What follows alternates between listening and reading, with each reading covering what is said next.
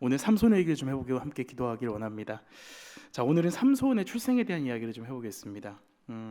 사사기는 여러분 일정한 패턴이 있다고 저 계속 말씀드렸죠. 사사기를 함께 나누는 가운데 이 패턴에 대한 얘기는 계속 나옵니다.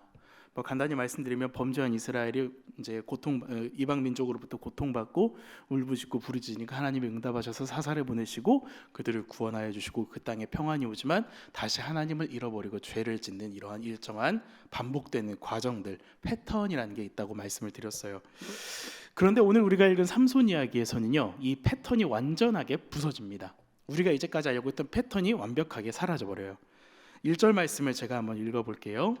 이스라엘 자손이 다시 여호와의 목전에 악을 행하였으므로 여호와께서 그들을 40년 동안 블레셋 사람의 손에 넘겨주시니라. 자, 어떤 부분, 이야기의 부분이든지 사사기에서 사사가 등장하는 이야기의 덩어리들은 악을 행하면서 고통받고 부르짖는 이야기가 나와야 되는데, 지금 이 1절 말씀만 봤을 때는요, 이스라엘 백성은 부르짖지 않고 있어요. 별로 힘들지 않은 것 같습니다. 분명히 악은 행하고 있는데 무엇보다 사사기 전체를 통틀어서 이방 민족의 지배를 받는 기간이 가장 긴 기간인 바로 40년이에요. 제일 긴 기간입니다. 그런데 별다른 고통의 부르짖음이 없어요. 자, 이 40년 동안이란 시간 동안 블레셋에 잡혀있던 그들, 그런데 이들 이스라엘 백성들의 모습이 한 가족의 모습으로 투영되어서 오늘 이야기에 등장합니다. 바로 마노아의 가족이에요. 2절 말씀을 한번 제가 읽어보겠습니다. 함께 읽어볼까요? 소라 땅의 단지파의 가족 중에 마노아라 이름하는 자가 있더라. 그의 아내가 임신하지 못함으로 출산하지 못하더니. 네. 소라 땅 단지파의 마노아의 아내는 임신하지 못하고 있습니다. 임신하지 못한다는 것은 어떤 의미인지 아시죠? 성경에서 오늘날이 아닌 고대 근동의 상황을 봤을 때도 임신하지 못한다는 것은 굉장히 슬픈 상황입니다. 조금 적나라하게 말하면 저주받은 상황이에요. 이스라엘 백성들의 모습도 이와 같다는 것입니다. 아이를 낳을 수 없는 불임의 상황, 열매 맺지 못하는 무화과의 모습, 열매 맺지 못하는 그들의 삶의 모습이 마노아의 아내에게 투영되고 있다는 거예요. 무엇보다 이 아이를 낳지 못하는, 열매 맺지 못하는 상황의 배경은 바로 어디에 있습니까? 40년간 블레셋에 잡혀있는 상황이라는 거예요. 우리나라가 일제강점기를 35년을 겪었습니다. 35년이 넘는 시간, 35년이라는 시간 동안 일제강점기를 지나면서 어떤 일이 있었죠? 처음에는 조금 이렇게 잘해주는 것 같지만 중간에 가면 갈수록 저항이 심해지니까 계속 일제는 핍박을 하고, 나중에는 어떤 일을 합니까? 일제와 동화시키는 작업을 하지 않습니까? 민족 정기를 말살하기 위해서, 민족의 정체성을 없애버리기 위해서 오랜 기간 동안 지배가 있으면은 그들의 정체성이 사라져버리는 결과가 분명히 나타난다는 거예요. 지금 이스라엘 모습도 똑같아요. 40년이라는 세월이 지나는 동안 그들이 누구인지 점점 잊어가고 있는 것입니다. 그 모습들은 자기가 누구인지 알지 못하고 기억하지 못하는, 잊어버리는 그 상황들은 선한 열매를 맺지 못하는 무화과나무의 모습처럼, 소실을 맺지 못하는 무화과나무의 모습처럼 이 세상의 문화에 동일하게 동화되어 버리고 있는, 또한 우리들의 모습과도 매우 비슷합니다. 더 나아가서 이 모습들이 우리에서 끝나는 것이 아니라 우리의 다음 세대 아이들에게까지도 이 모습들이 고스란히 이어지고 있다는 오늘날의 현실 속에서 우리는 이 본문을 매우 중요하게 봐야 해요. 자, 이제 어두움 가운데 있는 40년이라는 시간 동안 블레셋 안에서 지배를 받고 있지만 지배받는지도 모르고 하나님과 단절되어 살아가는 그들을 향해, 그렇게 살아가고 있는 마노아의 아내를 향하여서 여호와의 사자가 나타납니다. 그리고 아이를 고지합니다. 4절과 5절 말씀을 우리 한번 읽어보겠습니다. 그러므로 너는 삼과 포도주와 독주를 마시지 말며 어떤 부정한 것도 먹지 말지니라. 보라, 내가 임신하여 아들을 낳으리니 그의 머리 위에 삭도를 대지 말라. 이 아이는 태에서 나옴으로부터 하나님께 바쳐진 나실인이 됨이라. 그가 블레셋 사람의 손에서 이스라엘을 구원하기 시작하리라 하시니. 아들을 낳을 것이라고 고지를 받는 경우는 성경에 그렇게 많지 않습니다. 굉장히 특별한 경우겠죠. 자, 이 아이를 낳는 고지, 마노아의 아내, 이름 모릅니다. 끝까지 이 마노아의 아내에 된 여인의 이름은 나오지 않아요. 하지만 이 여인에게 여호와의 사자로부터 아이를 낳을 것이라는 고지가 임합니다. 바로 어떤 고지입니까? 이 아이는 바로 태에서 나옴으로부터 하나님께 바쳐진 나실인이 될 것이라는 고지였습니다. 이 나실인 된 삼손, 후제 이후의 장을 보다 보면, 이후의 성경을 보면 이 아이는 자라서 삼손이 되는 아이 아닙니까? 이 나실인 된 삼손, 이 삼손을 통하여서 하나님은 이스라엘을 블레셋의 손에서 구원하실 것이라고 지금 이들에게 말씀하고 계신 것이에요.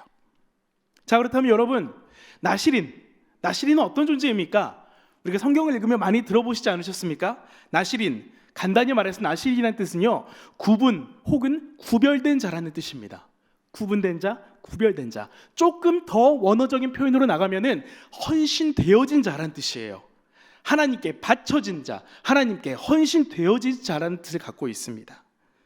평생 혹은 한시적으로 세상과 단절하고 스스로를 구별함으로써 하나님께 드려진 인생이 바로 나실인이에요. 중요한 것은 구별과 단절입니다. 자, 그렇다면 우리 여러분, 성경을 좀 낯설게 보았으면 좋겠습니다.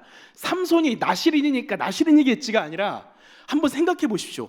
왜 하나님은 이스라엘 백성을 블레셋의 손에서 구원하시기 위하여서 왜 40년이나 얽매여 있는 이스라엘 백성들을 구원하시려고 삼손을 택하셨으며 하필이면 그 삼손을 왜 나실인으로 부르셨다는 거예요. 왜 하필 나실인입니까?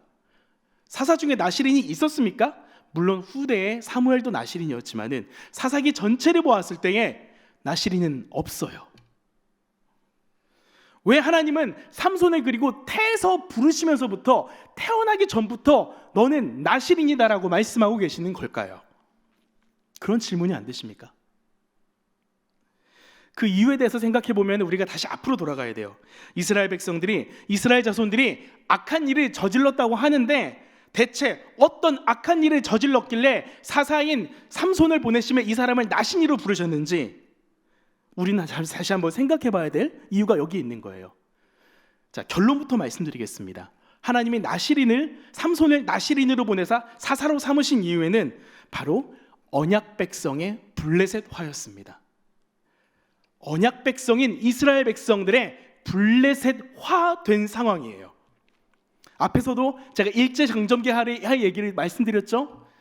시간이 지날수록 민족성이 사라지고 어떤 이는 창실이 개명하고 어떤 사람은 한국말을 잃어버리고 어떤 사람은 민족성을 잃어버리는 일들이 발생하지 않았습니까? 바로 이 상황인 거예요.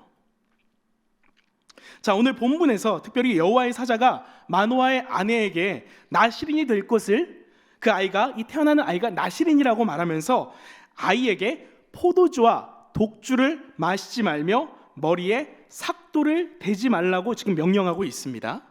사실은 나실인의 규례는 한 가지가 더 있어요. 뭐가 있습니까? 시체를 가까이 하지 말라는 겁니다. 사실 오늘 시간상 거기까지 말씀드리기는 어려울 것 같습니다. 자, 두 가지의 이야기를 가지고 한번 이야기를 풀어갈게요. 자, 그런데 포도주와 독주를 마시지 말라는, 부정한 것을 먹지 말라는 금기되는 사항이 이 나실인된 삼손에게 해당되는 건데 우리는 독특한 이 구절의 상황을 발견합니다. 바로 뭡니까? 이걸 엄마한테 요청하고 있어요. 삼손을 낳을 어머니 이 여인에게 너도 그렇게 하면 안 돼 라고 이야기하고 있어요. 놀랍죠? 어머니가 나실인은 아니지 않습니까? 이 아이가 나실인인데. 자, 당시 이스라엘 백성들이 가장 빈번하게 지었던 죄악은 무엇일까요? 그러면 다시 앞의 질문으로 돌아가 봅시다. 어떤 죄악을 지었길래 나실인으로서 삼손이 왔을까요? 가장 빈번하게 지어졌던 죄악, 살인, 강도, 간음, 뭘까요? 우상숭배였습니다. 우상숭배예요. 좀 더 자세히 말하면요, 더 많은 소산을 얻기 위해서 더 잘 먹고 잘 살고자, 더 많은 열매를 얻고자 당시 블레셋 사람들이 섬기던 신은 뭡니까? 바알, 아세라 아닙니까? 가나안의 토착신, 가나안의 우상은 바알과 아세라인데 바알과 아세라가 뜻하는 건 뭡니까? 바알은 비의 신 아닙니까? 천둥의 신, 비의 신. 비가 내리게 해서 소산을 얻게 해주는 신 아니에요? 당시 이 우상을 숭배하던 바알 숭배 신전에서 먹고 자는 창기들이 옆에 있었습니다. 창녀들, 매춘부들이 있었어요. 어떤 이방 종교든지 신과 결합하는 행위는 인간의 성적 행위와 연결됩니다. 매우 나쁜, 매우 잘못된 행위죠. 그렇기에 창기와 결합하는 것이 마치 바알이 대지와 결합함으로써 더 많은 소산을 얻게 해줄 것이라는 잘못된 믿음.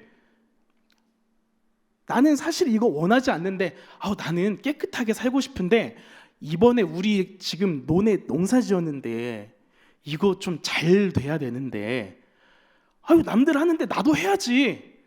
나는 하기 싫어 하지만 다 하는 거 아니야. 그러니까 나도 그냥 어쩔 수 없이 가서 바알 신전에 가가지고 그 여자들이랑 한번 잠자리를 갖는 거야. 난 다른 뜻 없어. 아마 이렇게 얘기하고 있지 않을까요? 남들 다 하니까. 남들 다 하고 우리 집 좀 잘 살아야 되니까. 아주 나쁜 성적인 방종의 상황입니다. 분명한 성적 타락, 우상 숭배, 이 자체가 우상 숭배였습니다. 이 상황 앞에 놓였음에도 불구하고 대다수의 사람들이 문화적인 이유를 들어서, 상황적인 이유를 들어서 방종하고 있다는 거예요. 잘못된 건 잘못된 거죠. 무엇보다 이 상황, 이 매춘부와 결합하는 창기들과 범죄하는 상황에서 당연히 따라오는 게 뭡니까? 술이에요. 포도주와 독주, 부정한 음식들. 이거 한 잔 마시면 어떻게 됩니까? 사리 분별이 안 돼요. 내가 지금 죄를 짓는 건지, 내가 지금 뭐 하고 있는 건지 에라 모르겠다. 마시고 한번 그래 놀아보자. 포도주와 독주의 결과이죠. 이렇게 하는 이유가 뭐라고 했어요? 남들 다 하니까. 우리가 이 땅에 왔는데 농사를 짓고 살려면은 이 남들 다 하는 것처럼 해야 될 거 아니야. 우리도 먹고 살아야 되니까 어쩔 수 없잖아요. 이 논리가 이들을 지배하고 있는 겁니다. 포도주와 독주를 먹지 말라는 하나님의 명령은 그래서 이방의 문화로부터 구별되라는 명령이에요.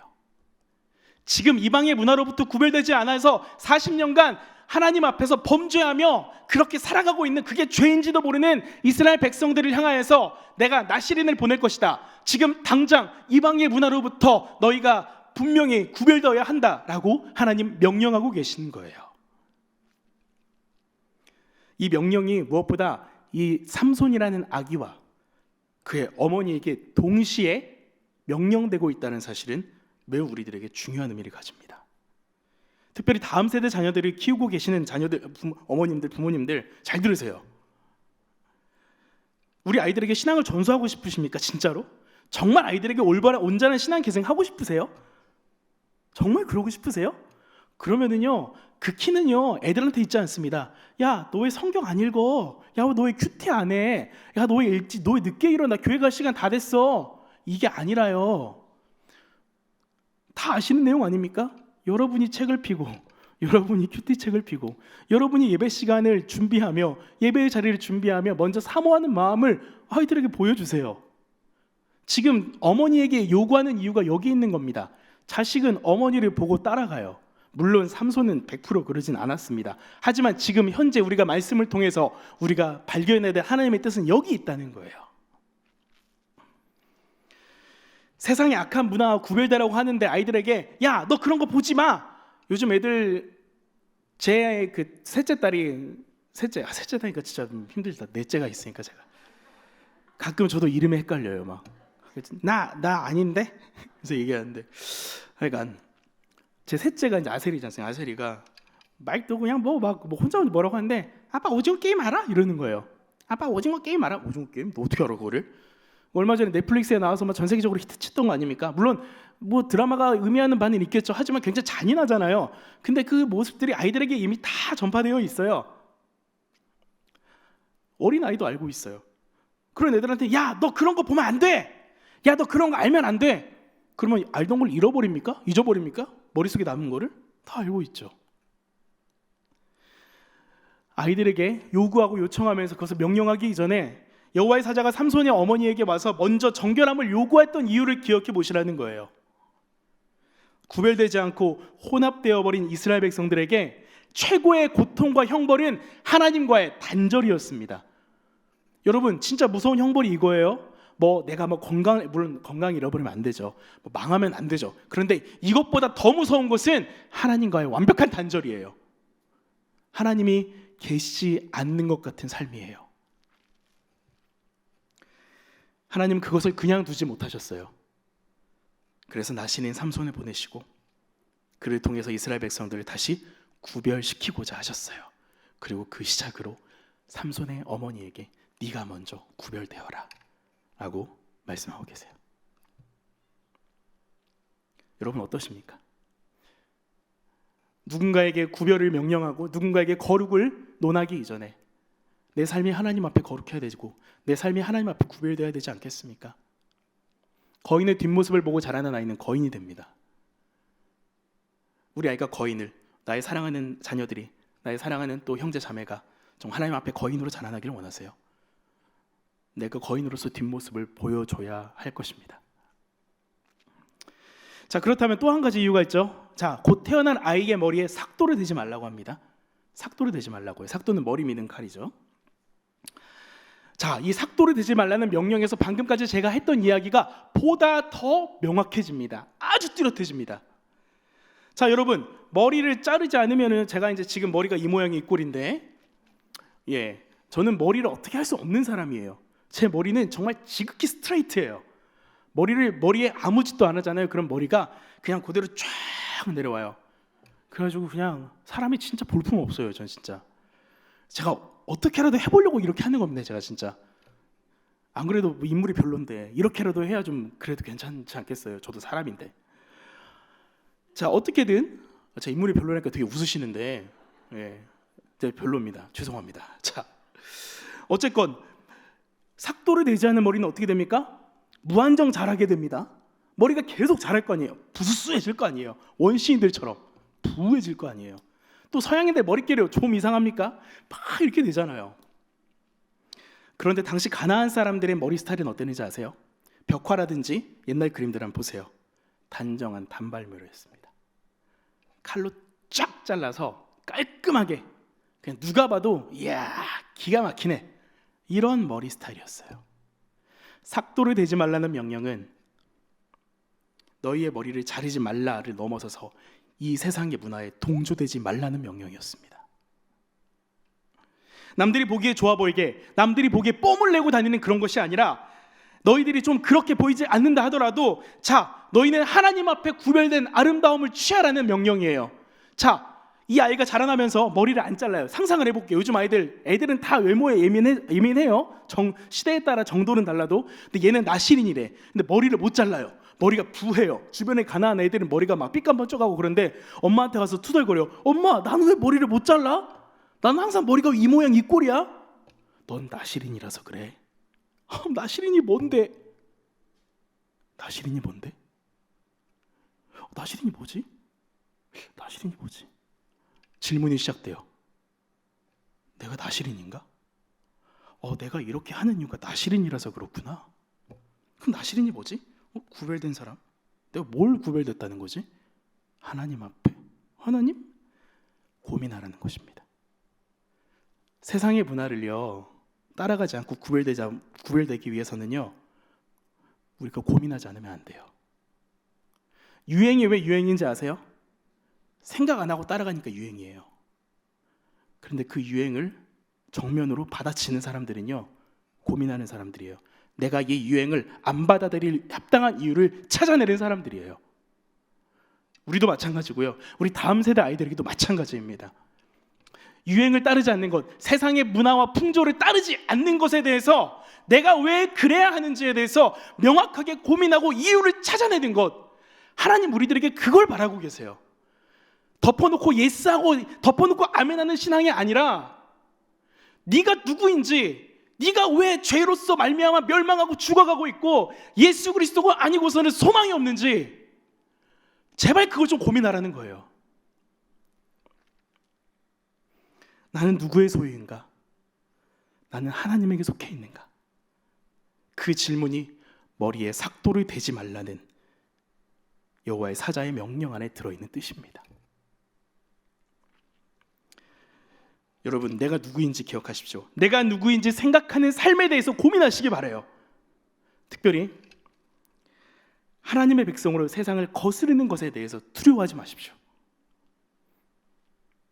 남들이 다 하니까 너도 해야 된다라는 것, 앞에서 음란한 죄를 저지르던 포도주와 독주를 마시던 사람들의 그 사람들의 자기 논리였지 않습니까? 남들 하니까 다 한다고.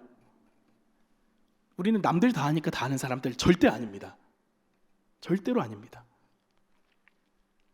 내가 하나님을 믿는 사람에게 그래서는 안 된다 하는 문제의식과 도전, 그에 따르는 이유가 설명되어야 되고요. 우리 아이들에게도 이해가 되어야 됩니다. 우리 매일 큐티 하잖아요. 지금 큐티 말씀 가지고 성경 함께 나누고 있잖아요. 왜 그렇다고 생각하세요? 책 하나 더 살려고 그런 것 같으세요? 아니잖아요. 우리의 가족들이, 우리의 다음 세대들이 말씀으로 뭔가 이야기를 나눌 건더기가 있어야 되지 않겠습니까? 성경의 눈으로, 말씀의 눈으로 세상을 바라보기 위해서잖아요. 최근 코로나19 상황을 보면서 굉장히 안타까운 이유가 여기 있습니다. 세상은 당연히 우리들에게 온라인을 말하고 비대면을 말해요. 자, 오미크론이 나왔습니다. 오미크론 다음은 뭘까요? 제가 한번 맞춰볼게요. 피자인가? Q는 모르겠네요. 자, 뭐가 계속 나올 겁니다. 나올 때마다 지금 당장 인터넷으로 뉴스를 보십시오. 다시 봉쇄해야 됩니다. 다시 막아야 됩니다. 제일 먼저 우리들에게 이야기할 거예요. 예배 다시 끝내세요. 다시 온라인으로 돌아가세요. 그거 얼마나 중요하다고. 저도 처음에 그런 사람이었어요. 아이고, 안전한 게 중요하지. 근데 지금은 좀 달라요. 그럼에도 불구하고 우리가 안전조치를 다 취하고 마스크 잘 쓰고요, 손 잘 씻고요, 거리두기 철저히 하고 하나님 앞에 나서 예배해야 됩니다. 코로나19라는 이야기가 어느새 우리에게 만능이 되어버렸어요. 왜 그래? 코로나19니까. 왜 그래? 코로나19거든. 왜 그래? 코로나19잖아. 정말 질려버리겠어요. 교회도 똑같아요. 오히려 아이들에게, 우리의 사랑하는 믿음의 형제자매들에게 어려운 상황 가운데서도 지킬 것은 다 지키며 예배의 자리로 나아가고자 하는 그 몸부림이 필요해요. 꼭 이렇게까지 우리 엄마가, 우리 아빠가, 우리 할머니가, 할아버지가, 우리 삼촌이, 내 친구가, 아이고 옆집 사는 누구가 왜 이렇게까지 할까? 제발 그걸 바라보는 이들에게 고민할 수 있는 기회를 주시기 바랍니다. 왜 저러지? 그거 나쁜 거 아니에요. 뭔가 있겠지. 우리 부모가, 내 친구가, 친지가 목숨 걸고 마음 다해서 지키려 했던 가치가 무엇인지를 여러분의 삶으로 보여주셔야 된다는 겁니다. 자, 미국과 세계를 광범위하게 조사하는 싱크탱크인 그 미국의 워싱턴의 퓨 리서치 센터라는 큰 조사 단체가 있어요. 이 사람들이 얼마 전에 17개국 그 잘 사는 나라에 사는 사람들 18,550명을 대상으로 조사를 한 게 있습니다. 한번 그림을 보실까요? 잘 안 작게 보이니까 제가 그냥 설명을 해드릴게요. 자, 맨 앞에 있는 파란색이 가장 1번의 가치로, 최고의 삶을 살아가는데 가장 중요한 가치로 선정한 것들입니다. 무려 14개의 나라가 가장 최고의 가치를 뭘 선택했느냐? 가족을 선택했습니다. 가족. 근데 여기서 이 14개 나라는 중요하잖아요. 우리나라 한번 볼게요. 대한민국, 사우스코리아. 뭘 1등으로 했는지 아세요? 바로 물질입니다. 돈이에요. Material well-being, 잘 사는 데 필요한 것. 그게 1번이에요. 근데 이렇게 말한 나라가요, 전 세계 유일해요. 대한민국 하나예요. 어떻게 된 거죠? 가장 보편적인 가치, 직업, 친구와 같은 보편적인 가치가 다른 나라들에는 분포가 되어 있어요. 직업도 중요하고요. 왜냐하면 자아실현이 중요하니까. 친구도 중요하죠. 함께 하니까. 그런데 직업, 친구와 같은 보다도 고귀한 가치는요, 우리나라의 순위에 눈을 씻고 찾아봐도 없어요. 없어요.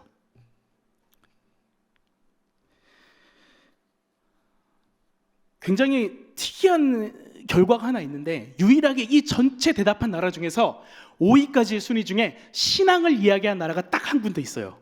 5위에 신앙이 있는 나라가 있어요. 어딘지 아세요? 미국이에요. 미국이 저도 그렇게 좋아하진 않아요. 근데 이걸 보면서 저력이 있는 이유가 여기 있었구나라는 생각이 들더라고요. 15%의 사람들이 신앙을 얘기합니다. 자, 우리나라에서 신앙을 얘기한 사람들 몇 프로 같으세요? 놀라지 마세요. 1%예요. 1%예요. 우리나라보다 낮은 순위에 있는 나라가 딱 한 나라 있어요. 일본이에요. 일본의 기독교 인구는 1%가 안 됩니다. 우리나라의 기독교 인구 몇 프로예요? 아주 넓게 잡아 30%죠. 아주 보수적으로 잡으면 20%. 현 상황이 이렇습니다. 여러분에게 가장 중요한 가치는 뭐예요? 여러분에게, 지금 앉아있는 여러분에게 가장 중요한 가치가 무엇입니까? 하나님 앞에 시간과 물질을 떼어놓지 못하는 신앙교육, 신앙의 습관들은요, 아무것도 우리에게 중요하게 결과를 나타낼 수가 없어요. 예수님 믿는다 하면 뭐예요? 아무것도 떼어놓지 못하는데. 예수님 믿는다고 하면 뭐예요? 돈이 제일 중요하고 제일 앞에 있는데. 그 돈이 있어야 신앙생활도 하죠. 그 돈이 있어야 내가 섬길 수 있죠. 거짓말입니다. 돈 없어도 섬길 수 있어요. 우리의 믿음의 선배들 다 그렇게 하셨습니다. 가장 중요한 것을 하나님께 구별하여 드리는 인생이 되는 것, 그것이야말로 세상의 문화와 맞서며 따라가지 않는 인생일 거예요. 당장 이 결과를 봐도 우리는 아시겠죠? 이 대한민국 땅이 가장 중요시 여기는 돈의 가치, 이것에 우리가 매몰되지 않고 삶의 자리에, 그 신앙의 그 중요한 순위의 자리에 믿음을 올려놓을 수 있는 그것부터가 우리가 세상의 문화를 거슬러 올라가는 가장 첫걸음이 될 것이에요. 고민하는 신앙의 모습을 가지십시오. 내가 누구인지, 내가 가지고 있는 것을 구별하여 들으십시오. 세상과 단절되십시오. 세상의 것들을 잘라내십시오. 그렇게 될 때 우리는 블레셋의 문화에, 가나안의 문화에 동화되지 않고 하나님의 백성됨을 선포하며 이 시대 가운데 살아갈 수 있을 것입니다. 우리 사사기 보면서 계속 보고 있습니다. 하나님은 절대로 다수를 통해서 일하지 않으십니다. 선택된 소수의 나시린을 통하여서, 기도원의 300용사를 통하여서, 또한 이후에 나오는 바알 앞에 무릎 꿇지 아니한 3,000명의 용사를 통하여서, 예수님의 12제자를 통하여서 주님은 세상을 변화시킵니다.